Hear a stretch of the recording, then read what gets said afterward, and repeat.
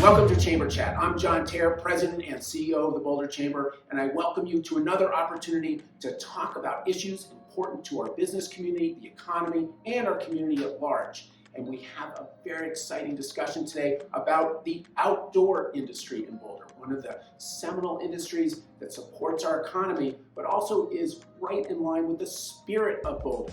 And we want to talk about what's the history of the outdoor industry in Boulder, what's the current condition, and what do we see as the future vision and some of the challenges the industry is facing and how we address it.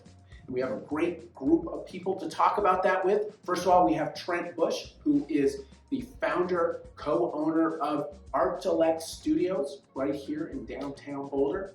And we have Scott Sternberg, who is the executive director of the Boulder Economic Council, and he's also so important. He's got two titles. He's the Associate Vice President of Economic Vitality at the Boulder Chamber. So we're going to get our conversation started, and I have a great opportunity to ask a question that is uniquely something that Trent can answer because he grew up here in the outdoor industry. And I wonder, Trent, can you tell us what your knowledge is of the development of the outdoor industry in Boulder? Sure. I mean, yeah, as you said, I've been fortunate enough to be born and raised here. Multi-generation, 5 generations of my family lived in Boulder. Wow. And yeah, my great-grandparents came for mining, farming a long time ago, well over 100 years ago. A different form of outdoor Different industry. form, and it actually kind of plays into where the outdoor industry came from in Boulder. I mean, it came from necessity of survival or of being able to get your job done because you're stuck out in the elements or whatever it is, to a transitional sort of period where outdoor went from survival to recreation, right? And so it's been really nice to be part of that, have the old stories from my family going back years and years, but also my dad was one of the first employees at a brand called Frostline back in the 60s and 70s, which was a make-it-yourself outdoor performance apparel and gear company, doing backpacks, tents, sleeping bags,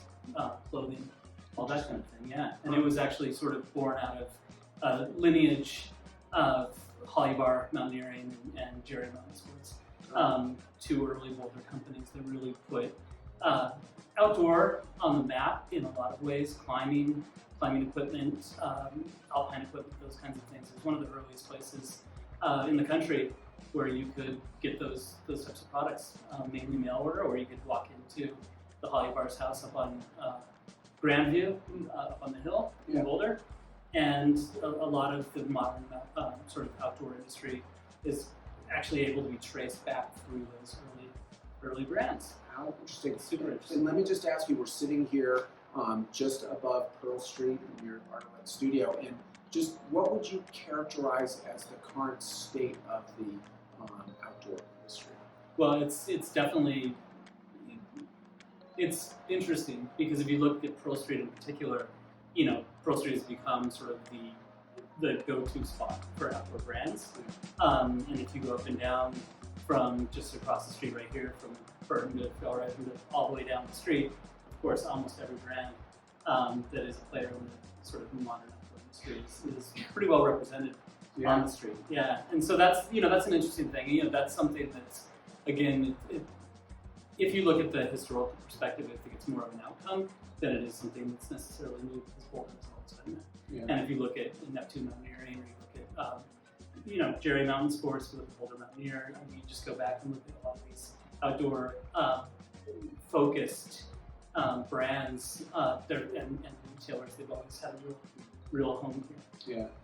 From where it's gotten to, though, I think COVID has played a pretty sizable role in the acceleration of something that's already happening. Most people move to Boulder.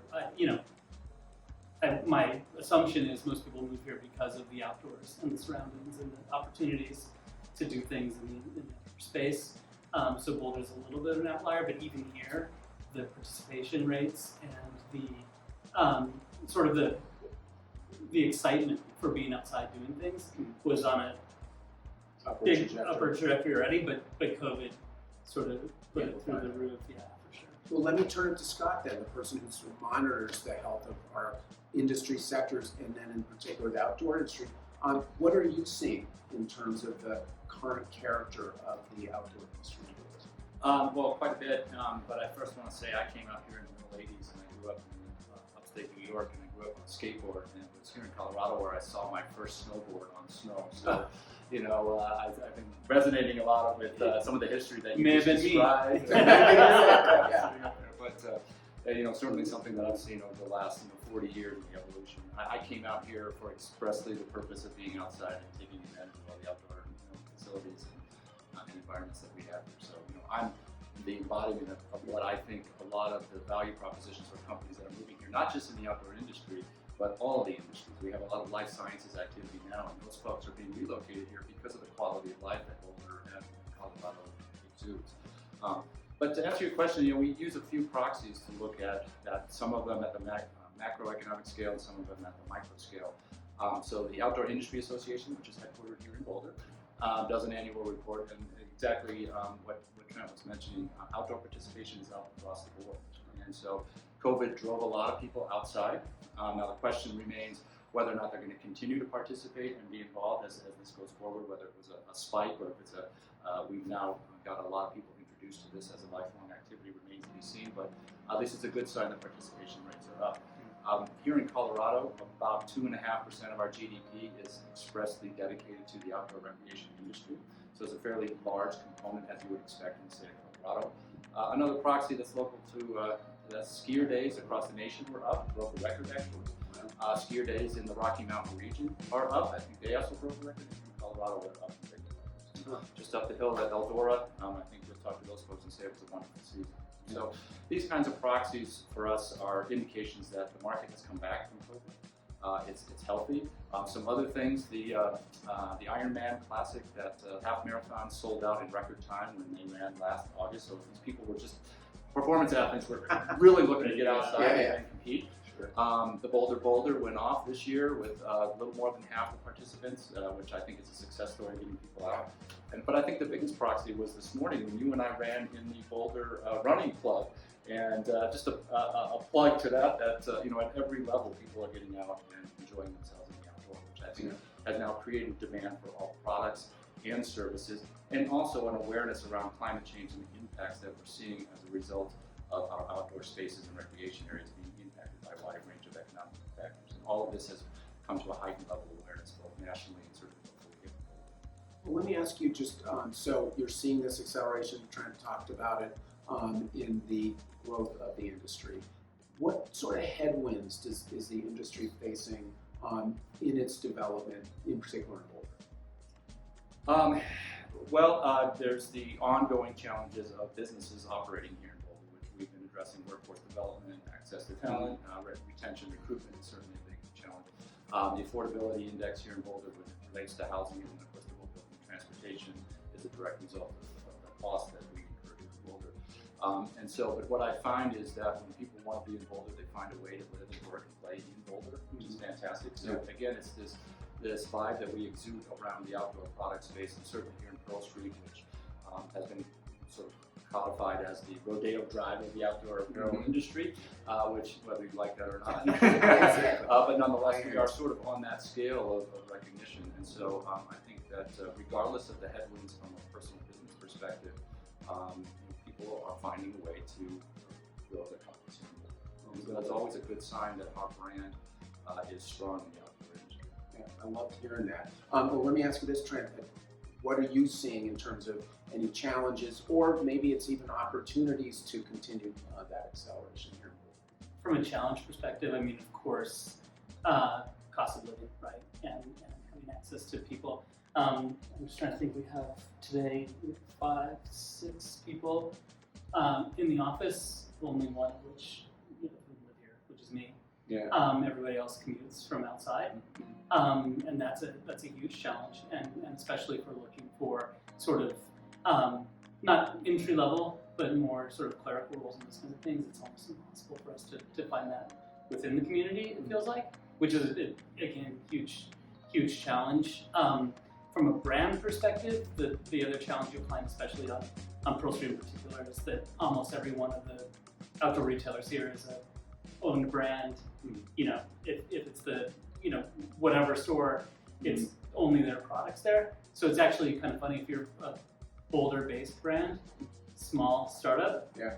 There's almost no opportunities to actually sell on Pearl Streams, Interesting. which is super interesting. Yeah. Which makes it a little bit more difficult. Just to, for us, we would love to open something up or have a storefront or more presence down here besides some office space, but the cost of lease costs and everything like that are really Yeah. of course it's really difficult. I used to have a shop down on 17th Row back in the 90s. It was a snowboard shop called Twist, and even back then the cost was very difficult, and now it's for us it's almost impossible. So Gotcha. we'll see. That's something we ever even want to do, but we're kind of taking the contrarian approach to that as well, and we're not focused just on direct to consumer throughout our own retail, but we're really focused on working with partners, Neptune, REI, places like that, Gotcha. to have that presence here. Backcountry.com will have our backcountry store hopefully. So looking for synergy with some of them. Yeah, looking for some synergy and multi-brand retailers as opposed to just single brand retailers. Gotcha. Well, let me ask this. I mean, hearing what Trent was talking about in terms of some of the just employee issues, some of the just infrastructure challenges. What is happening through your work at the Boulder Economic Council to address some of those challenges? Well, one of the challenges that Trent didn't mention, I'm surprised, is the supply chain and access to materials and all that. That's unfortunately something the Boulder Economic Council can't solve. It's a global problem, but as we talk to outdoor retailers across all of the categories and access to materials, because you think about the worst situation, demand is really high. That's where you want to have a supply that matches that demand. And so when demand is high, supply is low. You're losing money. Yeah. You're losing opportunity, right? And so I think that's where one of the major challenges that we've heard feedback from the industry at large. To answer your question, the Boulder Economic Council has really two prongs that we're addressing here. If you think about the outdoor recreation industry, there's a strong advocacy arm that is associated with protection of lands, open space, public lands, and the environmental conservation. So being active in the state and national conversations around what are the impacts of climate change on our lands and how does that affect the outdoor industry is a major effort that we're focused on. That's at the conservation side of it. On the local business side of it, building relationships to build ultimately what is a Boulder Outdoor Business Alliance so that we have the voice of business on these conversations. Because the voice in the conservation space and the political space is very loud. We need to engage in that conversation. But Boulder needs to be the loudest voice in the Colorado conversation around Boulder businesses. And so our approach is to have conversations like these. We participate in listening sessions that are being put on by the state and convening our own groups to be aggregating of the integrated views and challenges of local businesses. Yeah. And so we're kicking off that effort and trying to get participation so that we can be that loudest voice because of the history that Trent brought up. We need to be the loudest and I would argue the most authoritative and reputable voice in that conversation. Yeah, we have a special place, I think, in that conversation. Planting the flag with Boulder is that place where the modern outdoor industry has sort of come from. I would say from the local perspective, we know the challenges. The global perspective of supply chain is it's such a big problem. It's been such a big issue that it's like you can't even start to describe it right now. But that's been a killer in a lot of ways. Flip side though is that product has been available. People who had product were selling a ton of it. So the glut of product that was sorted from the marketplace has definitely cleaned up a bit. From our perspective, this entire brand is a COVID baby, basically. Our second anniversary was the 1st of July.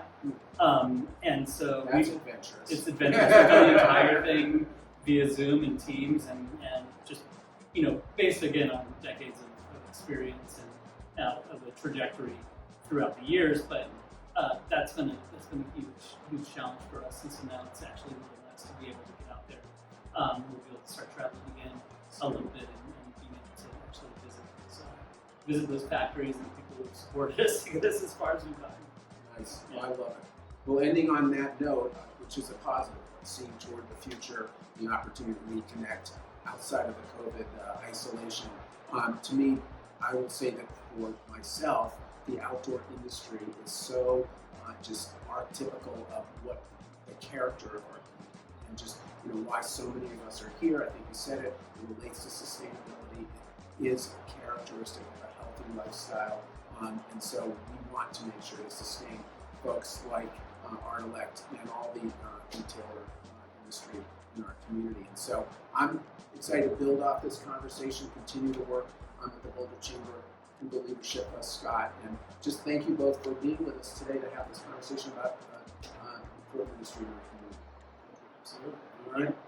So thank you for being with us, and we'll see you next time on Chamber Chat.